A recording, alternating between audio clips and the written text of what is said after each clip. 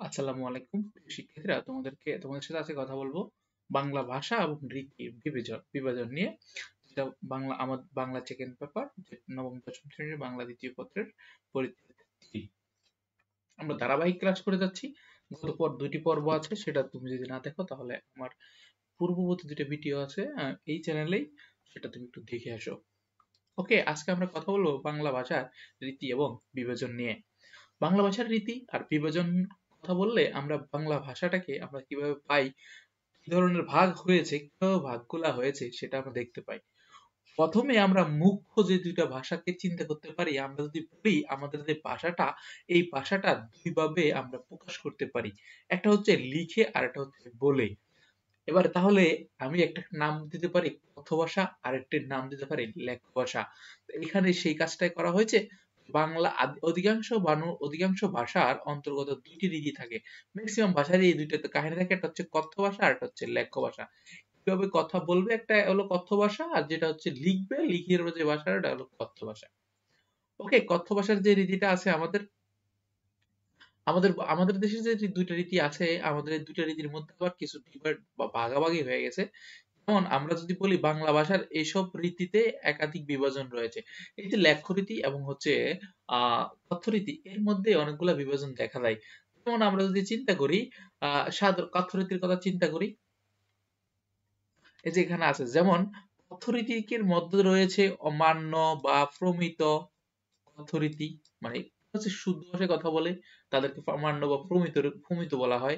আবার কেউ আছে আঞ্চলিক ভাষায় কথা বলে, মানে আমাদের যে ভাষা, আমাদের যে এক এক অঞ্চলের এক এক রকম ভাষা, এইটা আমরা আসলে কথ্য ভাষার মধ্যে বিভিন্ন ডিভিশন বলতে পারি, ভাগ বলতে পারি। ওকে, আবার লেখ্য ভাষার যে রীতিটা আছে, রীতির মাধ্যমে আমরা সাধু এবং চলিতের যে কাহিনীটা পাই, এই সাধু আর চলিতের মধ্যে হচ্ছে যে আমাদের ঝামেলাগুলো হয়। ভাষায় আমরা যদি লিখতে যাই তখন এই কাহিনীটা হয়। তাহলে তোমাকে যদি বলা হয় তুমি কথ্য ভাষাকে বাংলে তুমি কি ধরনের কথা পাও, যেটা হচ্ছে মান্য আর হচ্ছে প্রকৃতি ভাষা। প্রকৃতি কথ্য বা রীতি বা আঞ্চলিক রীতি, এই দুই ধরনের মানে কার্যক্রম তুমি পাও। আবার হচ্ছে যদি লেখার মধ্যে ভাষায় আসে তাহলে সাধু এবং চলিত ভাষার মধ্যে চলে যায়। আমরা আসলে এই পরে যেই পাঠ্যক্রম কি আছে এটা একটু দেখে নেই। কথ্য ভাষার যে রীতিটা আছে, কথ্য ভাষার রীতি হলো ভাষার মূল রূপ। কথ্য ভাষাটা আসলে আমরা আগে লিখছি, পরে আগে বলতে শিখেছি। তুমি তোমার ছোটবেলা চিন্তা করো, তুমি আগে বলতে শিখছো তারপরে তুমি লিখছো। এই জন্য কথ্য ভাষাটাকে আমরা বলতে পারি কথ্য কথ্য ভাষা যে রীতিটা আছে এটা হলো ভাষার মূল রূপ। ভাষার মূল রূপ যদি সংজ্ঞা আসে এমসিকিউ তে, তাহলে তুমি কি বলবা? ভাষার মূল রূপ কি? কথ্য ভাষা হচ্ছে ভাষার মূল রূপ। কোন রীতি? ভাষার মূল রূপ কথ্য ভাষা। কোন রীতি? কথ্য রীতি। ঠিক আছে? কথ্য ভাষা রীতি ভাষার মূল রূপ হিসাবে আমরা বলতে পারি। কথ্য ভাষা রীতির উপর ভিত্তি করে লেখ্য ভাষার রীতির রূপ তৈরি করা হয়। এই যে কথার উপরে ডিপেন্ড কইরা আমাদের যে লেখার ভাষা, ওইটাকে আমরা নির্ধারণ করি। স্থান কালভেদে এটা পরিবর্তন ঘটেছে, এটা যাবে। যেটা স্থান কালভেদে, এই কোশ্চেনটা অনেক জায়গায় আসতে দেখেছি। ভাষার পরিবর্তনটা কিভাবে হয়? স্থান কালভেদে ভাষার পরিবর্তন ঘটে। মূলত অন্য ভাষার রীতিরও এই পরিবর্তন হয়। তাই কথ্য ভাষার রীতি পরিবর্তনের ফলে নতুন নতুন ভাষা জন্ম হয় এবং উপভাষা তৈরি হয়। এই যে কথার উপরে ডিপেন্ড কইরা, আমার বাবা মনে করো যে নোয়াখালী, মা হচ্ছে চট্টগ্রামের, তো দেখা যায় যে কথা মিক্স হইয়া নতুন একটা মানে আওয়াজ তৈরি হয়। ওই যে শব্দটা উচ্চারণটা তৈরি হয়, এইটা একটা উপভাষা তৈরি হয়। এভাবে হচ্ছে আমাদের অঞ্চল ভিত্তিক আমাদের ভাষাগুলো আলাদা হয়ে যায়। সেটা হচ্ছে এটাকে আমরা উপভাষা বলি, যেটা হচ্ছে আমাদের অঞ্চল ভিত্তিক যে ভাষাটা, এটা হলো উপভাষা বা আঞ্চলিক ভাষা। তাহলে আঞ্চলিক ভাষার যে একটা কথ্য ভাষার একটা রীতি, এটা আমরা আসলে ক্লিয়ার হয়ে গেছি এতক্ষণে। তাহলে আঞ্চলিক ভাষাটা আমাদের কথ্য ভাষার রীতি, সেটা আমরা বুঝতে পারি। কথ্য রীতিতে আঞ্চলিক ভাষার ভেদাভেদ সহজে বোঝা যায়, আমরা সহজে বুঝতে পারি এটা এই লোক আঞ্চলিক কথা কইতেছে, তাই না? এই লোক হচ্ছে যে কিছুক্ষণ এই যে মানে নোয়াখালী লাগে কথা কয়, বরিশাল লাগে কথা কয়, এভাবে কথা কইতে কইতে আঞ্চলের একটা টান আছে চলে আসতেছে। সেই অঞ্চল ভেদে সাধারণত অঞ্চলের নামে এটি পরিচিত হয়। এই আঞ্চলিক ভেদে আমরা সাধারণত ওই অঞ্চলের মানুষকে বলি এটা হচ্ছে নোয়াখাইল্লা, এটা হচ্ছে বরিশাল্লা, এটা হচ্ছে চট্টগ্রামের, এরকম বলি আমরা চিটাগাং আর কি, গাইয়া এরকম বলি থাকে। সেই যে ভেদাভেদটা আসলে এই ভাষার মাধ্যমে হয়। যেমন নোয়াখালীর ভাষা, চাঁপাইনবাবগঞ্জের ভাষা ইত্যাদি কিংবা সুন্দরবন অঞ্চলের ভাষা, এই যে ভাষাগুলো আছে এগুলা এক একটা উপভাষা নামে আমরা আখ্যায়িত করি। তাহলে আমাদের যে অঞ্চলে বিভিন্ন ধরনের ভাষায় কথা বলি আমরা, আমরা যে যেখান থেকে ভিডিওটা দেখতেছি যে যেভাবে কথা বলি, যে যার মায়ের ভাষাটা যেমন আছে এই ভাষাটা হচ্ছে আঞ্চলিক ভাষা। ঠিক আছে?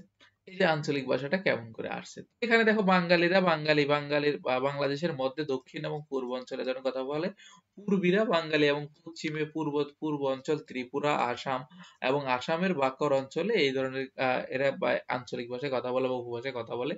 আবার হচ্ছে রবীন্দ্র, বারেন্দ্রী বাংলা উত্তর পশ্চিম অঞ্চলের মানুষ কথা বলে। কামরূপী বিহারের পশ্চিম অঞ্চলের মানুষ এই ধরনের কথা বলে থাকে। ওকে, মান্য আর প্রমিত ভাষাটা কি আসলে একটু আসি, হ্যাঁ? প্রমিত বা কথ্য ভাষা যেটা বলা হয়, মান্য বা প্রমিত, সুন্দর করে সাজায় গুছায় কথা বলা যেটা আসলে আর কি। মান্য বা প্রমিত ভাষাটা মূলত আমরা এটা হচ্ছে কলকাতা বা পশ্চিমবঙ্গে দেখি। কথ্য ভাষার রীতি হলো শিক্ষিত, এরা এদের এই যারা কথা বলে শিক্ষিত নাগরিক বাঙালি জনগোষ্ঠীর আনুষ্ঠানিক কথ্য ভাষা।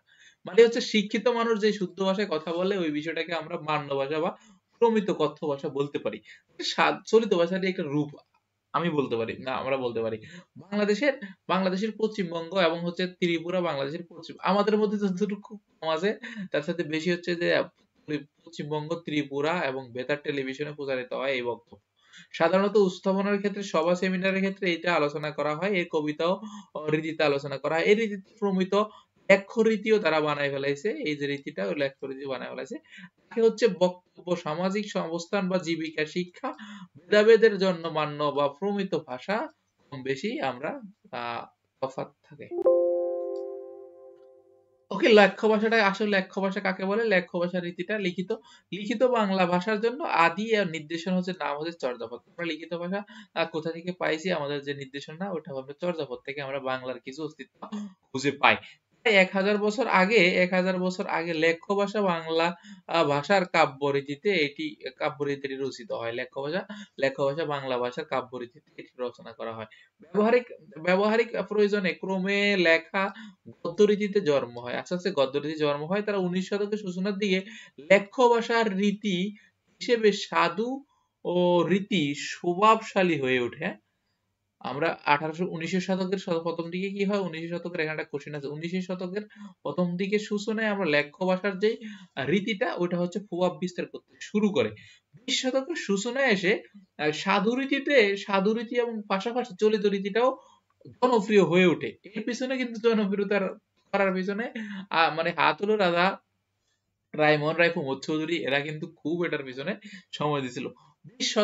২০ শতকের দ্বিতীয় ভাগে এসে চলিত রীতি প্রায় সর্বজনীন প্রমিত রীতি হিসেবে স্বীকৃতি লাভ করছে। এখন সাধু ভাষা সবাই ভুলে যাচ্ছে, চলিত রীতিতে সবাই হচ্ছে যে কি করতেছে, স্বীকৃতি দিচ্ছে। বর্তমানে আমরা বাংলা ভাষীদের অত্যন্ত আনুষ্ঠানিক ব্যবহারের ক্ষেত্রে প্রমিত বাংলায় প্রাধান্য পেয়ে থাকে। এই কোন ভাষা? এইটাই হচ্ছে কি লেখ্য ভাষার রীতি থেকে আমরা এটা পাই। আমরা সাহিত্যিকদের যে ভাষা, আমাদের যে সাহিত্যিক বা সাধ্য এবং চলিতের মধ্যে পার্থক্য আছে এগুলা ক্লিয়ার হয়ে যাবে আরো। আমরা সাধ্য চলিত তখন পার্থক্য নিয়ে আলোচনা করবো তখন, হ্যাঁ? একটু অপেক্ষা করো, ধৈর্য ধারণ করে ভিডিওটা দেখো। এটা আসলে যেহেতু তোমাদের জন্যই করা এই বিষয়টা, তুমি তো আসলে ছোট, এখান থেকেই এই জিনিসটাকে গুছিয়ে তুমি আসলে বিগ আকার ধারণ করবে। তো তুমি এখন নবম শ্রেণীতে পড়তেছো, তুমি আজকে ২০ মিনিটের ভিডিও বা ৩০ মিনিট হবে, যেই যতটুকু হোক না কেন এই ভিডিওটা তুমি আজকে দেখো। তুমি আজকে মাথার মধ্যে সেট আপ করলা, এই অধ্যায়টা বারবার পড়লা, দেখলা তোমার একটা সময় গিয়ে গ্রামারের প্রতি তোমার ভীতি তৈরি হবে না, এই গ্রামারের প্রতি ভীতিটা কেটে যাবে। আসলে এভাবে কেউ উদ্যোগ নিয়ে পড়ায় না, বা হচ্ছে যে আমাদের স্কুল গুলাতেও ওইভাবে হচ্ছে যে টিচিং করানো হয় না। তো সেই জায়গা থেকে আমরা আসলে বাংলাটাকে বা ইংরেজিটাকে এভাবে পিছিয়ে থাকি। তো বাংলা সেকেন্ড পেপারটাকে পিছিয়ে থাকি। তো আমি আশা করছি আমাদের যে তোমাদের বইতে মেবি ৪০-৪১টা পরিচিত আছে, ৪১টা ভিডিও হবে। এটা হোক আধা ঘন্টা, হোক ৪৫ মিনিট, হোক হচ্ছে ১ ঘন্টা, যেভাবে হোক না কেন আমরা অতগুলা ভিডিও পুরো পরিচিত আকারে আগাবো। আশা করি আমার সাথে থাকবা আর তোমার বন্ধু বান্ধবদের কাছে এই ভিডিওটা শেয়ার করে দিবা। বলবা যে এমন এমন একটা আয়োজন চলতেছে, সেখানে তোমরা সাথে সবাই যুক্ত হও। ওকে, বাংলা বা সাহিত্যিকদের বাংলা রীতি যেটা আছে, বাংলা ভাষা রীতি যেটা বলি আমরা, সাহিত্যিকদের ভাষার ব্যাকরণ, বাক্যরূপ বা অর্থ প্রয়োগের সাধারণ ভাষা রীতি থেকে আলাদা হয়ে থাকে। আমরা যে হচ্ছে সাধারণভাবে যে কথা বলি যেটা বাক্যরূপ বা অর্থ প্রায় সাধারণ ভাষা থেকে একটু আলাদাভাবে তারা হচ্ছে বলে, মানে এটা শুদ্ধ ভাষায় বলে, মানে মার্জিত ভাষা যেটাকে বলি আমরা। কবিতার ভাষায় পার্থক্যের পরিমাণ খুবই বেশি, কবিতাতে খুবই বেশি দেখা যায় এটা। বাংলা কাব্য রীতিতে এটা দুই ভাগে ভাগ করা হয়েছে, একটা গদ্য রীতি আর একটা হচ্ছে পদ্য রীতিতে।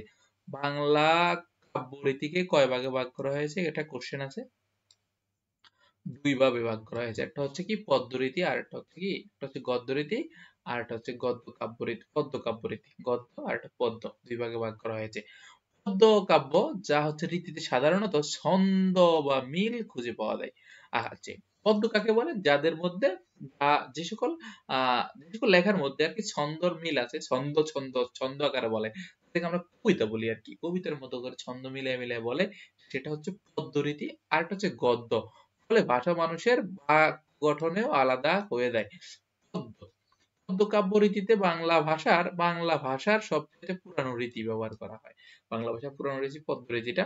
বাংলা সাহিত্যের বহুল বহুল বাংলা সাহিত্যের বহু অমর কাব্য রচিত হয় এই ধারা দিয়া। পদ্য কাব্য পদ্য কাব্য রীতিতে সরাসরি বাংলা ভাষার গদ্য কাব্য রীতিও রয়েছে। বাংলা সরাসরি বাংলা ভাষার গদ্য কাব্য রীতিও গঠন করে, হ্যাঁ। গঠন বিবেচনায় গদ্য কাব্য রীতির কাব্য ও সাধারণত বাক্যে যে আলাদা হয়, সবচেয়ে আলাদা হয় থাকে, ঠিক আছে। ওকে, আমরা আসলে যে প্রতীক্ষিত রীতি, যেটা হচ্ছে আমাদের লেখার যে ভাষাটা, ওটাকে দুই ভাগে ভাগ করছে, একটা হচ্ছে সাধু এবং চলিত। আসলে সাধু কারা, চলিত কারা, সাধু কিভাবে আসলো, চলিত কিভাবে হলো, সেই বিষয়গুলো নিয়ে তোমাদের সাথে আলোচনা করব, ঠিক আছে। তো দেখো এখানে সাধু ভাষার যে বিষয়টা আসে, সাধু ভাষা কোথায় কোথায় ব্যবহার করা হয়, এটা খুবই গুরুত্বপূর্ণ বিষয়। এখন থেকে যতটুকু পড়াচ্ছি, এতক্ষণ যা পড়াইছি তোমাদের জানার জন্য, এখন এতটুকু গুরুত্বপূর্ণ বিষয়। সাধু ভাষা সাধু ভাষা কোথায় কোথায় ব্যবহার করা হয়? দাপ্তরিক কাজে ব্যবহার করা হয়, সামাজিক রচনায়, যোগাযোগ, জ্ঞান চর্চা প্রয়োজনে। লেখ্য বাংলা ভাষায় সাধুরীতির জন্ম হয়। লেখ্য মানে লেখতে গিয়ে সাধু আমরা লেখি, সাধু ভাষায় জন্ম হয়েছে। 19 শতকের শুরুর দিকে সাধু রীতিতে বিকাশ ঘটে, আর প্রায় দেড় শতাব্দী ধরে রীতি বাংলা লেখ্য ভাষার উপরে আদর্শ রীতি হিসেবে চালু ছিল। মানে প্রায় 150 বছর এই সাধু রীতিটা কি ছিল? চালু ছিল। এটা পাইছিলাম কত খ্রিস্টাব্দে বা কত সালের দিকে? 1900 সালের দিকে। 1900 সালের দিকে সাধু ভাষা আমাদের কাছে আসছে। এটা প্রায় 150 বছর ছিল। তারপর আস্তে আস্তে এইটার আস্তে আস্তে আর কি বিলুপ্ত হওয়া শুরু করছে। সাধুরীতির বৈশিষ্ট্য কি ছিল? সাধুরীতির বৈশিষ্ট্য ছিল ক্রিয়ারূপ দীর্ঘতম, যেমন করা। ক্রিয়ার রূপ হচ্ছে করিতেছে, করিতেছে, করিল। মানে হচ্ছে সাধুরীতিতে ছিল ক্রিয়ার রূপটা দীর্ঘতর করা। কাজ, যেটা মানে কাজ, যে কোনো কাজটাকে একটা দীর্ঘ আকারে উপস্থাপন করা বা বলা, এই ঘটনাটাকে বলছে তা সাধুরীতি। মানে সাধুরীতির এই যেটা বৈশিষ্ট্য, এর কারণে এটা সুন্দর করে, যেমন আমি যেটা বলি, তুমি করছো বা করো, করো এই কাজটা, করো না কইয়া হেরে বলে করিয়াছে, করতেছে, করিতে দিছি, এরকম কিছু বলছে। যেমন করা শব্দটি আছে, এটা একটা ভার্ব, বা আমরা হচ্ছে যে ইংরেজিতে বললে ভার্ব বলে, আর বাংলা বলে ক্রিয়া, মানে কাজ করছে সেটা। করা, করাকে তারা একটু প্রকাশ করাইছে একটু সুন্দর, মানে ভিন্ন আঙ্গিকে গিয়ে দীর্ঘ কইরা, যেমন করিতেছে, করিয়াছে, করাকে একই কথা কিন্তু, করা মানে করা, সে করা করছে বা করা, তার করা হয়ে গেছে।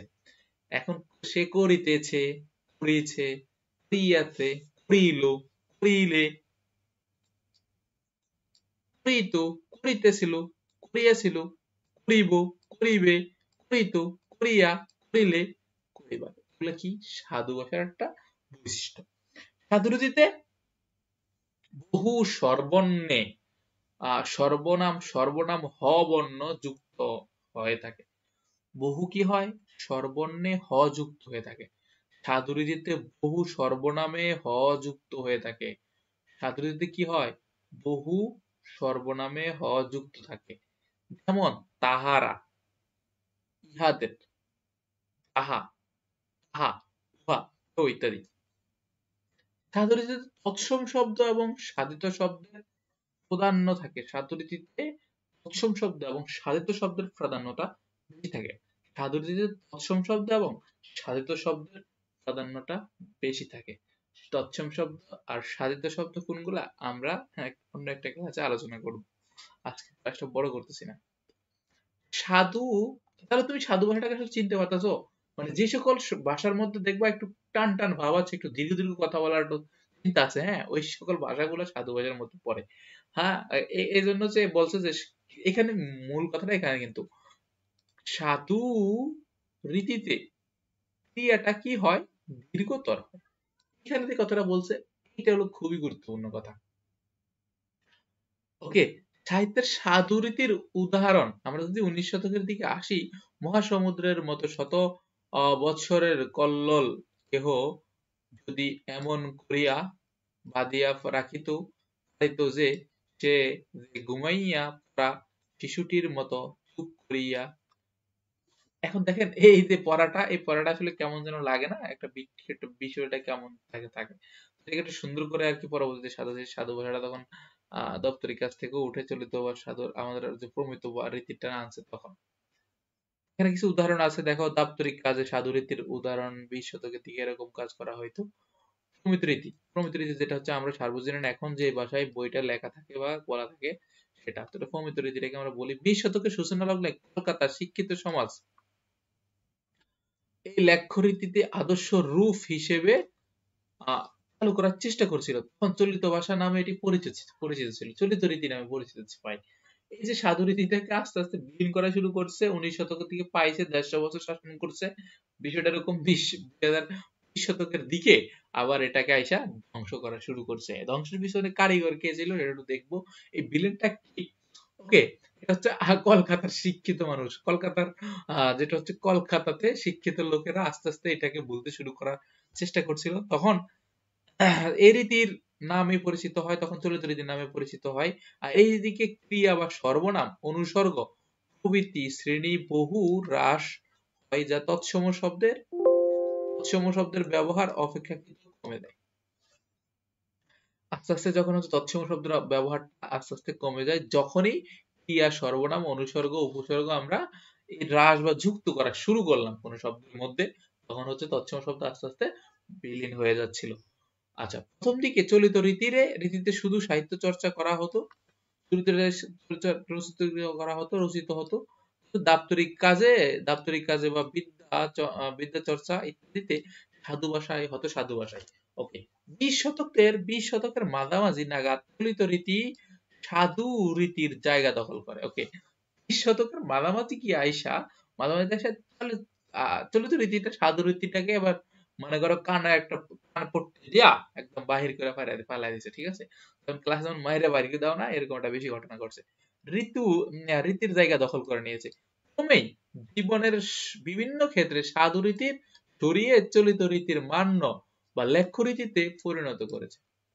এখন আর সাধু রীতি, সে সাধু বেটা, সে আইসা এখন আর রাজত্ব করতে পারবে না। তাকে আস্তে আস্তে কি করছে, সকল জায়গা থেকে প্রথমে মনে করে ঘর থেকে বাইর করলাম, তারপরে তার বিরুদ্ধে একটা অ্যাকশন নিলাম, দুর্নীতি দুদকের মামলা দিলাম। যেমন শেখ হাসিনার কথা বলো, তাকে প্রথমে বাইর করছি, বাইর করে কি হলো, দেশে বাইর করার পরে তাকে তার পরবর্তীতে তার নামে মামলা দেওয়া হলো, তাকে দুর্নীতির অভিযোগ করা হলো। এইভাবে আস্তে আস্তে আস্তে আস্তে তার নামে বিশাল একটা এখন মামলার ইয়ে নিয়ে সে হচ্ছে যে বেঁচে আছে বা থাকতেছে। তো এই বিষয়টা আসলে কিভাবে করে সেটা আর কি। যেমন সাধুরাই আস্তে আস্তে কি করছে, বাড়ি দিয়ে যে সরাইয়া দিছে, প্রথমে বাসা নিজেদের স্থান থেকে কথা বলা থেকে বাইর করলো, তার পরবর্তীতে কি করলো, তাকে দাপ্তরিক কাজ থেকে আস্তে আস্তে ঠেলা দিয়ে বাইর করতেছে। সেটা কখন, 2050 সাল, মানে 20 শতাব্দীর মাঝামাঝি সময়তে। ওকে, এই চলিত রীতি ক্রমই বাংলা রীতিতে বাংলা প্রমিত রীতি হিসেবে গৃহীত হয়েছে। এটাই হচ্ছে আমরা চলিত রীতিটাকে আমরা কি করছি, বাংলা প্রমিত রীতি হিসেবে আমাদের যে শুদ্ধ ভাষা এটা আমরা আসলে বলা শুরু করছি। প্রমিত রীতি প্রমিত রীতি হলো কোন ভাষার আনুষ্ঠানিক ব্যবহারের জন্য নির্ধারিত মান্য রীতি। এজন্য এটি মান রীতি নামে পরিচিত। মানে হচ্ছে এটা, এখন দেখো, প্রমিত রীতি হলো কোন একটি ভাষার আনুষ্ঠানিক ব্যবহারের জন্য নির্ধারিত মান্য রীতি। কোন একটি ভাষার আনুষ্ঠানিক ব্যবহারের জন্য মান্য রীতি হচ্ছে কি, এই যে প্রমিত রীতিটা মান্য রীতি বলা হয়। এজন্য এটি মান রীতি নামেও পরিচিত। এটা সবাই মানে বিধায় এটাকে মান্য রীতি বলে। বর্তমানে বাংলাদেশে, পশ্চিমবঙ্গে, ত্রিপুরায় যাবতীয় দাপ্তরিক কাজ এবং বিদ্যা চর্চা, সামাজিকতা, সাংবাদিকতা এবং যোগাযোগের ভাষা হিসেবে প্রমিত রীতি লেখ্য বাংলা ভাষার প্রধান রীতিতে পরিণত করেছে। ঠিক আছে, এই ভাষাটা এখন বাংলা ভাষার প্রধান রীতিতে পরিণত হয়ে গেছে আমাদের।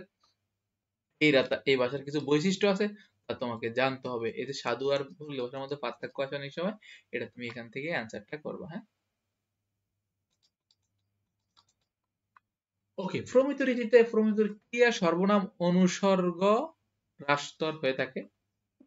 ক্রিয়ার ক্ষেত্রে যেমন করা, ক্রিয়ার রূপ করেছে, করছে, করলো, করলে, করলাম, এখন আর ওই দীর্ঘ টান্না নাই, করছিল, এই সকল বিষয়। সর্বনামের ক্ষেত্রে যেমন তারা, তাদের, যারা ইত্যাদি।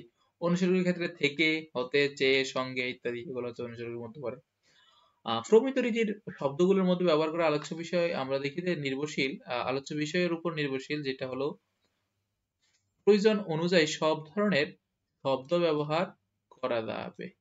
প্রমিত বাংলা যে আমরা কথা বলি, এটা হলো প্রয়োজন অনুযায়ী আমরা সব ধরনের কথা ব্যবহার করতে, সব ধরনের শব্দ ব্যবহার করতে পারবো। যেমন তৎসম শব্দতে আমরা বৎসর ব্যবহার করা যাবে, আবার তদ্ভবে বছরও লেখা যাবে। মানে কোনোটা লিখতেছো তুমি, ওখানে বৎসরও লিখতে পারবে, আবার ওখানে বছরও লিখতে পারবে, এমন একটা বিষয় আর কি। একইভাবে চন্দ্রকে লেখা যাবে চাঁদ হিসেবেও লেখা যাবে, এরকম একটা বিষয় থাকে। হ্যাঁ, প্রমিত রীতি, প্রমিত রীতিতে কথ্য ভাষা, কথ্য রীতিতে শব্দ বহুল শব্দ সার্বজনীন, যেমন হচ্ছে ধুলো, তুলো, এগুলা এক একটা মানে একটু সুন্দর করে বলার জন্য আর কি প্রমিত রীতিতে আমরা বহুল বর্জনীয় আর কি, বহুল শব্দ বর্জনীয় আমরা বলি। এটিকে আমরা সুন্দরভাবে বলি, যেমন হচ্ছে তুলো, ধুনো, মুজো ইত্যাদি, সূর্য, এটাকে আমরা বলি যেমন তুলা, তুলা, ধুলা, তুলা, মুলা, পূজা ইত্যাদি, এগুলো আমরা এভাবে লিখতে পারি। এগুলো হচ্ছে আমরা প্রমিত বাংলা ভাষায় আমরা এভাবে লিখি। পূর্বে উল্লেখযোগ্য সাধুরীতিতে সাধু সাধুরীতির উদাহরণের প্রমিত রীতিতে নিরূপণ করা হলো। একটা হচ্ছে সাধুরীতির একটা গল্প ছিল, সেটাকে প্রমিত রীতিতে করছে, এটা পড়ে নেবা। মহাসমুদ্রের যত শত বৎসের কল্লোল, কেউ যদি কোন একটা কাঁধে করে বেঁধে আমরা পড়ে নেবা, হিস্ট্রিটা একটু পড়ে নেবা, একটা গল্প আর কি, জাস্ট এই আর বুঝার কিছু ছিল না। প্রতিটি বাঙালি শিশুর মাতৃভাষা এবং প্রথম ভাষা হচ্ছে আঞ্চলিক ভাষা। তাহলে আমরা প্রমিত কথ্য বা লেখ্য প্রমিত তার কাছে দ্বিতীয় ভাষা, প্রমিত ভাষা হচ্ছে তার জন্য তৃতীয় ভাষা। শিক্ষা ক্ষেত্রে আমরা যেহেতু প্রমিত রীতি অনুসরণ করছে পাঠ্যপুস্তক, শিশুর প্রমিত রীতি শেখানোর উপায় আর কি, প্রমিত রীতি শেখানোর জন্য উপায় হচ্ছে, এজন্য বই পুস্তকটা এইভাবে করা হয়েছে। বর্তমানে লেখ্য ভাষার জন্য আদর্শ রীতি কোনটা? মাত্রই পড়া হয়েছে প্রমিত রীতি, অথবা এটাকে আমরা চলিত রীতি বলি, প্রমিত অথবা চলিত, কিন্তু চলিত নাই, তার মানে প্রমিত। ঠিক আছে। বাংলা ভাষার সাধু গদ্যের রীতির সূচনা করা হয় সাধুর সূচনা করছে কবে? সাধুর সূচনা করছে 19 শতকের দিকে। ওকে, এটারে বাড়ি থেকে বাড়ি করে দিয়েছে কবে? 20 শতকের দিকে। নিচের কোন ধাতু ক্রিয়াপদ, নিচের কোনটি সাধুরীতির ক্রিয়াপদ? করেছে, করলাম, করতো, করিল। এটা হলো সাধুরীতিতে ক্রিয়াপদ করতো, করিল, করিলাম, করলাম, করছে। ঠিক আছে, এখানে কোনটা পড়ে? যেমন এই যে এখানে একটু পড়ে আসছো, হ্যাঁ, করিতেছি, করিতেছি, করিব, করলাম, করলো, করলাম, এই যে করলাম, হ্যাঁ, করিলাম, করিলে, করিল, করলে, করিতে, করিতেছি, করিব, করিলে, করিতেছি, করিয়াছি, এরকম বিষয়। করিলে, করলো, করিল আছে, এই যে করিল, এটা অ্যান্সার। সাধুরীতির বৈশিষ্ট্য কোনটি? সাধুরীতির বৈশিষ্ট্য হচ্ছে কি? সাধুরীতি কি করে? সাধুরীতি ক্রিয়াপদ দীর্ঘ করে, হ্যাঁ, ক্রিয়ারূপ দীর্ঘ করে, মানে হচ্ছে করিতেছি, করছি, এরকম বিষয়টা আনেছে। বাংলা, আমাদের বাংলার রংপুর অঞ্চলের উপভাষা থেকে কোনটি পাওয়া যায়? কামরূপী, কোনটি ভাষা পাওয়া যায়? তা হচ্ছে কামরূপী। হ্যাঁ, ধন্যবাদ সবাইকে। আগামী ক্লাসে আমরা হচ্ছে বাকযন্ত্র নিয়ে হাজির হব। ততক্ষণ সবাই ভালো থাকবা, সুস্থ থাকবা।